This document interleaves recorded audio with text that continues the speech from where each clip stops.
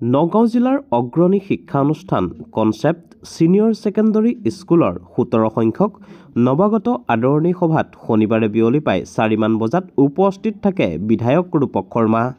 শনিবাৰে দিনজোৰা কাৰ্যসূচীৰে অনুষ্ঠিত হ'ল নগাঁৱৰ কনচেপ্ট ছিনিয়ৰ ছেকেণ্ডাৰী স্কুলৰ এই বৰ্ষৰ নৱাগত আদৰণি অনুষ্ঠান। নগাঁৱৰ খগেন মহন্ত প্ৰেক্ষাগৃহত অনুষ্ঠিত বিদ্যালয়খনৰ নৱাগত আদৰণি অনুষ্ঠানত অতিথি হিচাপে উপস্থিত থাকে নগাঁও বটদ্ৰৱা সমষ্টিৰ বিধায়ক ৰূপক শৰ্মা আৰু আমন্ত্ৰিত অতিথি হিচাপে উপস্থিত থাকে ডিমৰীয়া মহাবিদ্যালয়ৰ সহযোগী অধ্যাপক মোহিনী মোহন ডেকাৰ লগতে নগাঁও পৌৰসভাৰ উপ পৌৰপতি সীমান্ত বৰা।